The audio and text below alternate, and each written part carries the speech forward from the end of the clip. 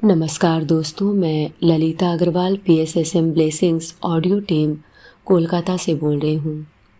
पिछले ऑडियो में हमने जाना कि टॉरकोम जी मजदूरों को सिखाने के लिए और उनकी चेतना का विस्तार करने के उद्देश्य से वहाँ के अथॉरिटीज से विभिन्न विषयों पर लेक्चर्स स्टार्ट करने की अनुमति ले लेते हैं। ऑडियो नंबर 83 में हम इसी घटना को आगे बढ़ाते हैं। वे बताते हैं, चूँकि वहाँ के सभी मज़दूर मुस्लिम थे, मेरा पहला इनविटेशन एक शेख के पास गया। एक मुस्लिम प्रीस्ट जो बहुत शिक्षित, मॉडर्न और बहुत सी भाषाओं के जानकार थे। उन्होंने बहुत सारी किताबें प्रकाशित की थी। मैं उनके पास गया और उन्हें अपने प्लान और इंटेंशन के बारे में बताया। वह बहुत खुश हुए और उन्होंने कहा कि वह उनके साथ हर बुधवार और रविवार की रात को एक कोर्स शुरू करेंगे। मैंने पूछा कि आप उन्हें क्या पढ़ाने जा रहे हैं। उन्होंने कहा कि मैं उन्हें बताऊंगा कि ईश्वरीय चेतना उनकी ज़िंदगी में कितनी व्यावहारिक है और अपने संबंधों में धर्म को कैसे उतारना चाहिए। यह बहुत बढ़िया विचार था। एक सप्ताह के बाद मैंने सभी को बताया कि हमारी पहली मीटिंग होने वाली है। मैंने उनसे कहा कि वे जितना अधिक संभव हो अपने दोस्तों को लेकर आएं ताकि वह रात बहुत सुंदर हो। यह बहुत इंटरेस्टिंग भी था। सबसे पहले तो मैं एक हॉल की तलाश कर रहा था, लेकिन कोई हॉल मिला ही नहीं। लेकिन एक समृद्धशाली व्यक्ति थे जिनका एक गार्डन था, एक ऐसा फील्ड जहाँ कई सौ लोग एक साथ बैठाए जा सकते थे, और वह उस स्थान को देने के लिए राज़ी हो गए। मैंने कई लोगों को वहाँ लाइट्स की व्यवस्था करने के लिए भेजा, फूलों से उस जगह को सजाया, स्टेज की व्यवस्था की जहाँ पर बैठकर शेख अपना लेक्चर देने वाले थे। शाम के करीब 8 बजे थे और सैकड़ों लोग आ चुके थे। जब शेख वहाँ आए तो उन्हें अपनी आंखों पर विश्वास नहीं हुआ। उन्होंने कहा, हैरोटियन, तुमने किया क्या? कैसे तुमने इतने लोगों को इकट्ठा किया? मैंने कहा, आपका बहुत सुनाम है और ये लोग धर्म को जानने के लिए आतुर हैं। मुझे आशा है कि आप उन्हें बहुत अच्छा लेक्चर देंगे, कम से कम 1 घंटा। लेकिन मुझे उनकी मानसिकता मालूम है। कृपया उन्हें साधारण और सहज तरीके से समझाएं। उन्होंने बहुत बढ़िया लेक्चर दिया। मैंने खुद भी बहुत एंजॉय किया और उन्हें सुनते हुए मैंने बहुत लोगों की आंखों में आंसू देखे। उन्होंने बताया कि ईश्वर के प्रति प्रेम और उसकी इच्छा की आज्ञा किस तरह एक व्यक्ति का जीवन बदल सकती है। सिर्फ व्यक्ति का ही नहीं, उसके परिवार और उसके राष्ट्र का भी। उन्होंने लोगों से आग्रह किया कि वे बिना किसी पागलपन और अंधविश्वास के दूसरे धर्मों के प्रति बिना किसी घृणा के धार्मिक रीतियों का पालन करें और धार्मिक नियमों को अपने रोज के संबंधों में उतारें। उन्होंने बहुत सारी कहानियाँ सुनाई। वे बहुत सहज थी, लेकिन उच्चतम नियमों को उजागर करती थी। लेक्चर खत्म होने के बाद उन्होंने मुझे इनवाइट किया और कहा, मैं उस व्यक्ति का अनुग्रहित हूँ जिसने इन सभी चीज़ों की व्यवस्था की। वह ईश्वर का आदमी है और उसका कोई धर्म नहीं है। उसका कोई धर्म नहीं है, इस बात का यह भी मतलब निकाला जा सकता है कि यह व्यक्ति ईश्वर में विश्वास नहीं करता।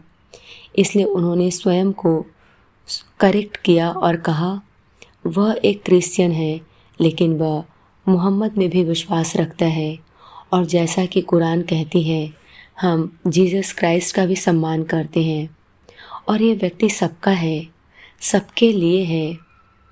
वह जीसस क्राइस्ट और मोहम्मद में विश्वास करता है।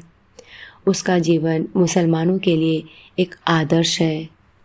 सभी लोगों ने तालियां बजाकर मेरी प्रशंसा की और बाद में वे चले गए।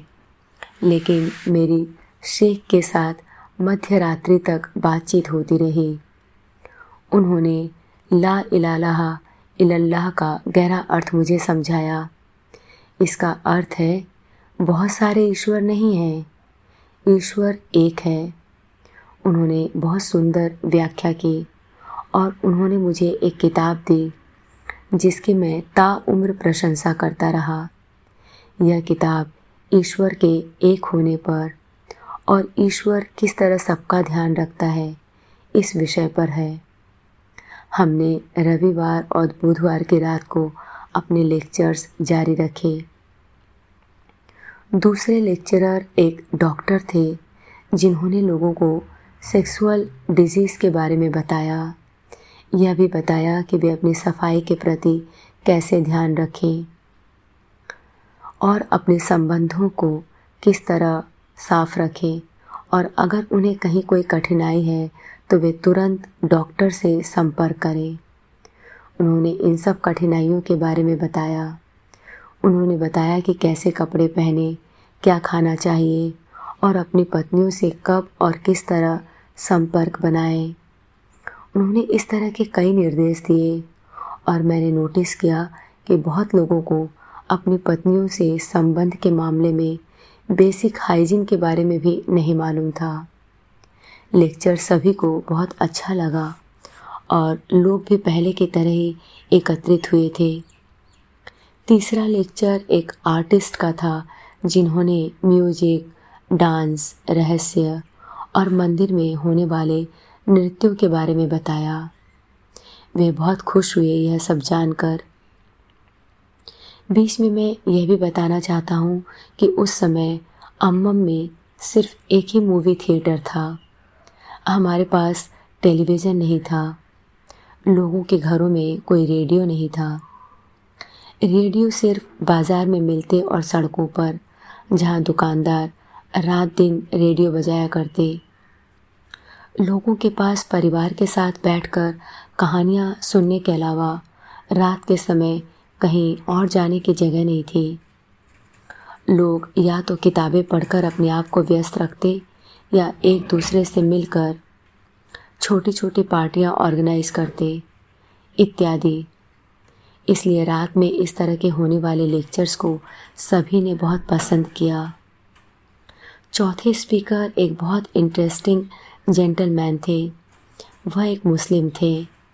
उन्होंने बताया कि हम अपने भविष्य का ध्यान कैसे रखें, भौतिक, मानसिक, भावनात्मक और आध्यात्मिक रूप से, और अपने शरीर, भावनाओं और दिमाग को किस पर्पज़ के लिए यूज़ करें कि उनका भविष्य ज़्यादा स्वस्थ और सुखी हो और उनके पास पैसा और मित्र दोनों हो सकते हैं।